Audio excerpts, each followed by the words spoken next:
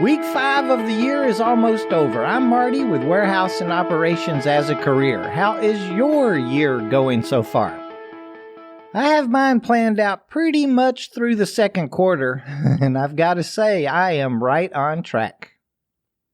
One of my bigger goals was to get this one particular certification so I could help those interested in the food service fields, not hospitality, but more on the production, kitting, packaging, and shipping end of the business. I guess I shouldn't say not hospitality, but well, I'm just not a restaurant person myself. Actually, I try and poach servers into the manufacturing, production, and distribution worlds. Every time I go out to eat, I leave a jobs card and or maybe even a WAOC card on the table. We have pulled some great warehouse people out of the server and cook world.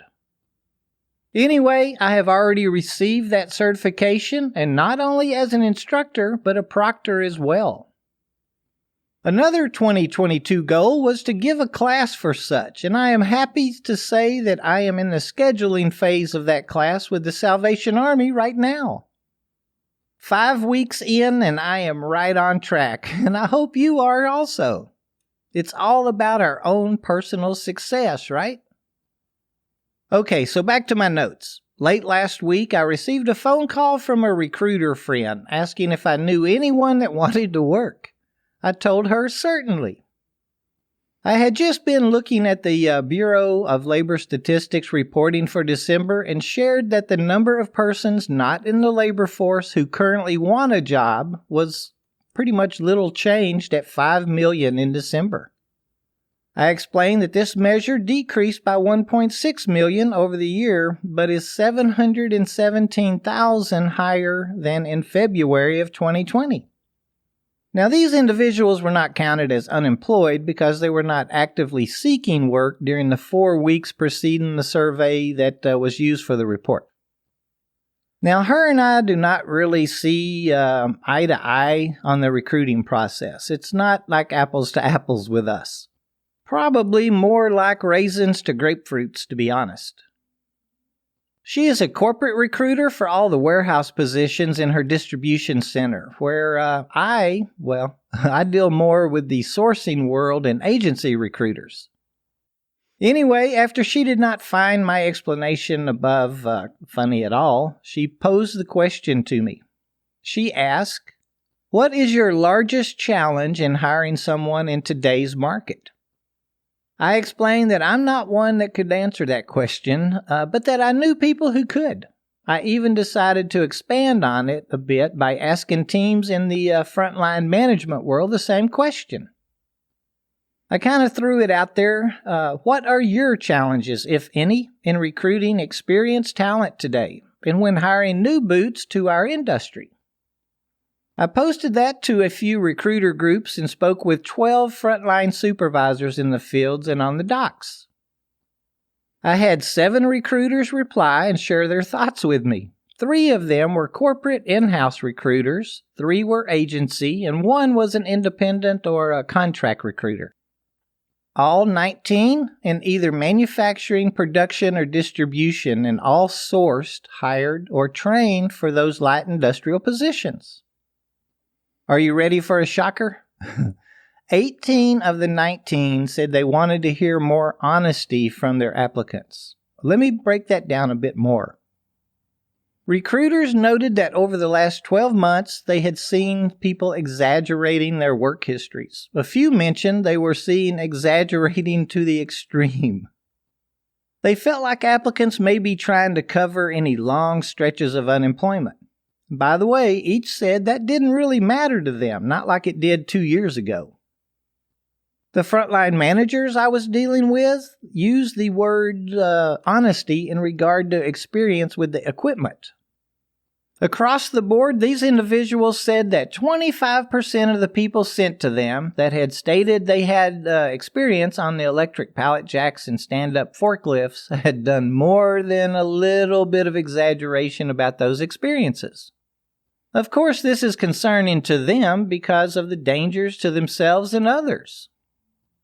Now, I can understand both sides of the coin here. As applicants, we want a job. Maybe we're trying to impress a little bit. On the other hand, we're trying to hire the best candidate. I have two thoughts here. Yes, as an applicant, we should be honest.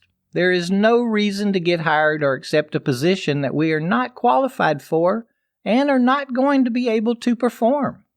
Aren't we just wasting our own time that way? If you are a long-time listener, you know how to target a company, get those needed skills, and end up with our dream job, right? The other thought, when I'm speaking as a recruiter, we should be digging in deeper. We have all the questions and job descriptions, even some great tools to utilize an applicant's experience levels. It's not unheard of for the ops team to question a recruiter's motives for hiring what they consider to be a warm body. Myself, I don't think that would be the case, but I do believe in today's market, maybe we misplace people, hoping that they can stick. In any event, neither of those scenarios are really good. From here, it got a little funny. The general consensus was pretty much split down the middle.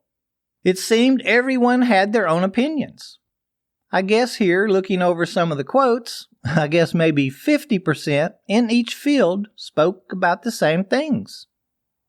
I'll start with the frontline teams, and I'll try to keep my own opinions and experiences a little brief.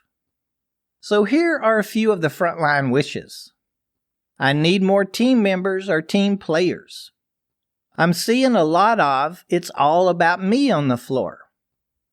Well, I have a bit of an issue with that kind of a statement coming from a lead or a supervisor. I understand what they're meaning, but isn't that our job as management? I think it's our responsibility as managers to develop that team culture within our crew. The next one, and a majority of frontline supervisors did mention this one. I'd like to see more safety-conscious team members. And a few of them went on, I feel that my new boots are listening to the rules and procedures, the standards, but I don't feel like they understand the gravity of them. Well, again, I have to raise my hand and comment, are we doing our part regarding the reason for those rules, procedures, and standards? Are we explaining them? If you are just teaching to them and not training to them, sharing personal stories, recent events, etc., I don't think we can expect them to value or understand them. Send us a message to host@warehouseandoperationsasacareer.com with your thoughts on that one. And this here very well may be my favorite. I think it's the best and yet the scariest for me. When did people quit caring about making sure the security doors are shut and the pedestrian walkways? When did walking outside and beside the walk path become the norm? Whenever I bring up things like that, I'm hearing things like, dude, I'm right beside it. Now that one there, I don't really see that as a management opportunity. We as employees do need to take our position seriously. I am seeing a much more relaxed work ethic in my travels, and I think that's a shame too. A laxed work attitude will be picked up on by our management teams and will hinder and slow our advancement opportunities, I promise you. I'd love to hear from an employee, maybe a new hire, about that one. Gosh, I have like 12 of these. Let's do one more and then we'll jump over to a couple of the recruiters' answers. Okay, a supervisor in the production environment states one of his biggest challenges is the new attitude on attendance and the work week. He said 25 to 30% of my shift is either tardy or calling in each shift. My no-call, no-show list always has 2 or 3 employees on it. A year ago, I never had a no-call, no-show, and maybe had a call-in percentage of like 5%. I had to open up a few positions part-time even. What's up? Now I have a thought on that one, and it's a great way to segue into the recruiter's questions. I think people as a whole are insecure in many ways. 2 years ago, many of us lost jobs through no fault of our own, and we realized that could happen again. I think we all became a lot closer to our families and loved ones. Can anybody say that that's a bad thing? I believe it's a new environment, and we as managers and businesses need to understand that. If you are constantly building proper employer-employee relationships, being fair and consistent, working with them, including our teammates in decisions, will become a part of that security that everyone is seeking. I see companies throwing money at their associates too, and yes, that's a good thing, but I think more recognition, pointing out that associates are doing great things. I think that's what will help build that belief in the company, that security for peace of mind. I know, blah, blah, blah, right? But that's what I believe.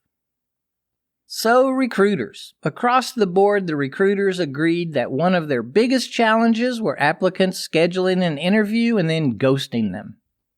One recruiter stated that I've had too many people schedule a phone interview and never call in or answer my call. I am running about 30% no-call, no-show for my face-to-face interviews as well. Now, I'm hearing these numbers across the states that I do business in. I'm not really sure why, though. Many believe it's because the job market is so open right now. Should I, as an applicant, decide not to go to an interview? It's okay. I have another one scheduled tomorrow. I think we as hiring agents have to really sell the position up front. I don't mean exaggerate or promise something that is not attainable, but we have to include things like growth potential, any advancement opportunities, etc. We have to turn on our career coaching skills a bit. There are other offers out there right now. This one here took me by surprise. I hadn't heard of it before, but about 6 recruiters mentioned something like, applicants are not willing to complete applications online. Something has changed. How do I explain to them that we do not have paper applications or short applications to offer? I need all the requested information to hire them. You know, I teach a class called Seeking Employment is Hard Work. I wish more hiring agents understood what a job seeker goes through today looking for employment. Take ads for an example. Ads used to provide you with a job description, the pay rate, an address of some kind, a way to get in touch with the hiring agent. Today, it's an ad for open positions. It just states inbox me or DM me. Now, before a recruiter trolls me, I know it's the same on us as applicants. We're just saying interested or DM me, please. My point is, it's hard going online and filling out 5 applications in a setting. Each can take us to 45 minutes, and then driving or commuting to 5 different interviews. That can be expensive. I know this is going to sound very simplistic, but I think we just all need to slow down. Maybe we've come to believe we're living on a computer now, and everything happens in an instant. As managers, we need to respect others' thoughts and concerns and give everyone the time needed to learn. And as applicants and employees, we need to slow down. Remember how serious a job is. We are going to be working for the rest of our lives. We need to plant our feet somewhere and have a plan for our retirement and taking care of our families. Well, folks, I hope I am leaving you with a thought or two today. I appreciate you listening in each week. Subscribe and share with a friend. Until next week, share a safety story or thought with a coworker. You may make an impact they can live with.